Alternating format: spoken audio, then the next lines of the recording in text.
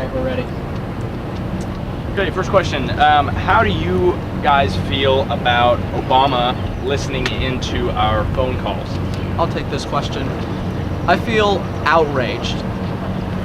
That's the most appropriate word to express what I felt when I first heard that Obama was listening onto our phone calls, because that is a major intrusion of our privacy and what we've come to define as privacy. And I think it goes against what the American people expect out of government.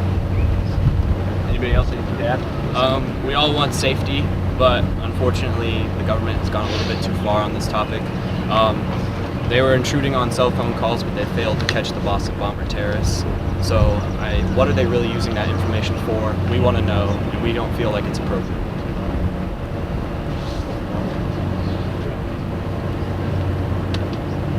Gentlemen, the Nationalist Party, we asked them the same question. Now we're asking the Federalist Party. What are your guys' views on gun control and possible reforms to the gun laws in place?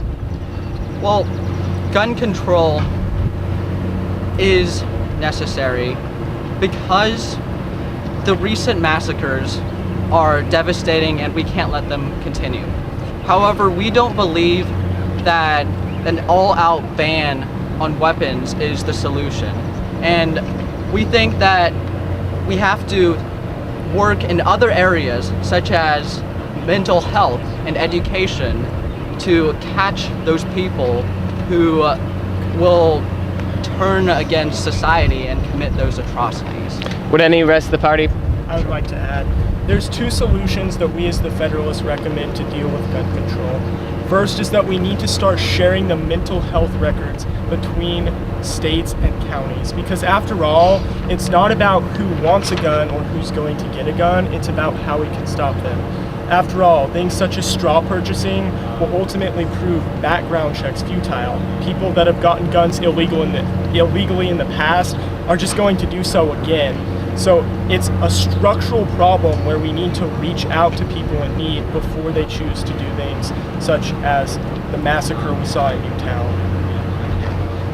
I am the Attorney General candidate, and if I'm elected, I'll be defending cans and persons, not guns. So in my view, working to fight the actual gun itself is futile. There's no actual way to fight that. But working with the person, like these two guys are talking about, it's just very real to me because I can't defend the gun, I can defend the person. Anybody else? Comments? Thank you, gentlemen. All right. Well, in the wake of our keynote speaker being revealed, and with this video, there's been kind of a lot of hubbub about this topic. Do you, as a party and as individuals, have any comments on same-sex marriage and how you guys feel about that? I can take this one. As a party, we believe that the government should not step in where personal decisions are being made. We believe that the county should take it as a local level and then make the churches decide whether they want to marry a man and a woman, or a man and a man, or a woman and a woman, and make it on a more local, personal level than the government stepping in and telling us what we have to do. And from a personal level, I can say that just last year, my best friend came out to me and said that he was gay. And since then, I've recognized that it's not the government's place to tell people who they are. We, the people, decide who we are and how we want to live our lives. So our position as the Federalist Party is that the government itself has much bigger priorities, such as economic issues, rather than telling people whether or not they're gay or straight. The Federalist Party believes in small government, and regulating who a person can marry is another intrusion into the lives of the people, and we don't want to take part in that.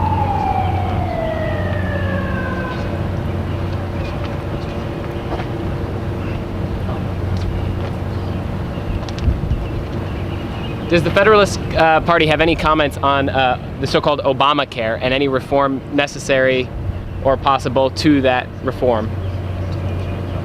As the candidate for insurance commissioner, I have lots of thoughts on Obamacare.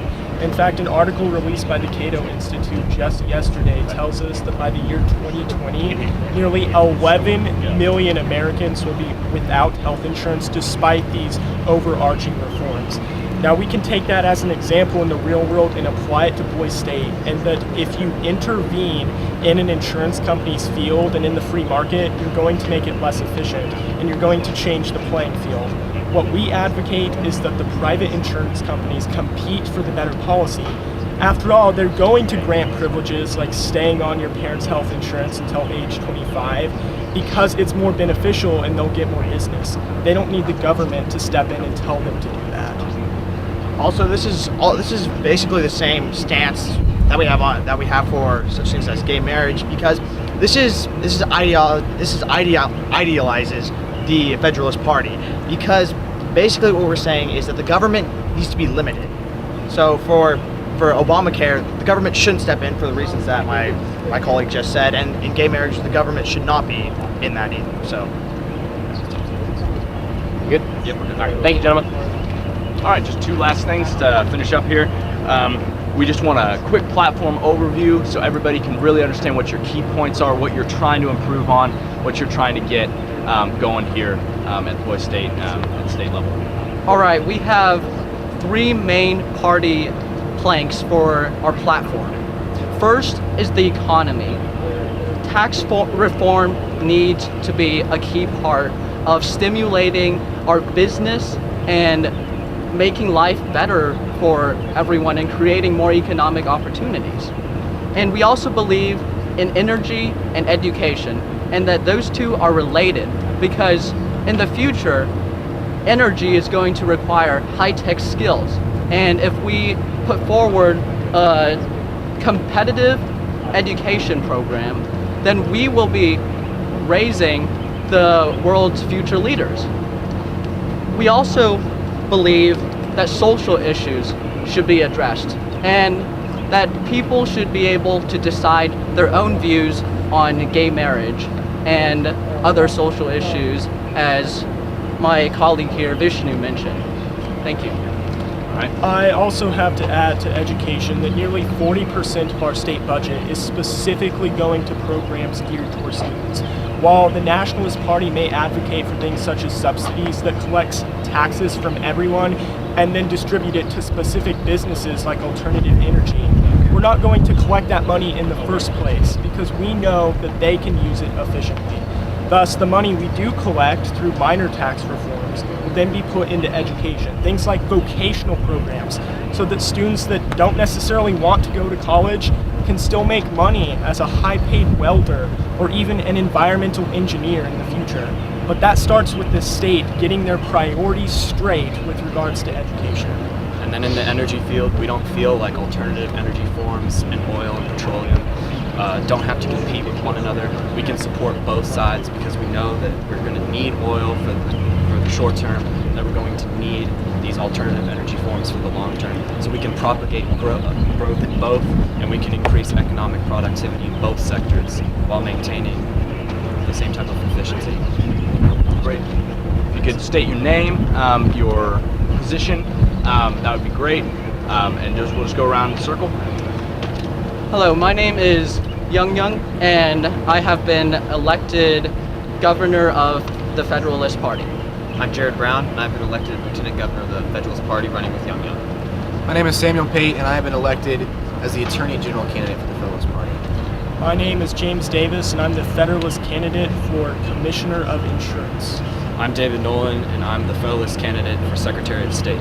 I'm Vishnu Reddy, and I'm the Federalist candidate for State Treasurer. Thank you. Do you have any words of wisdom, famous quote, anything to leave Boise Staters with, any teenagers that are going to be watching this? Well, I just say that this has been an honor for all of us, and these questions have made us really think about our position, and we will try our best to lead this party to success. Thank you very much. Thank you. See you in the future. Sorry, last name, my bad. Good.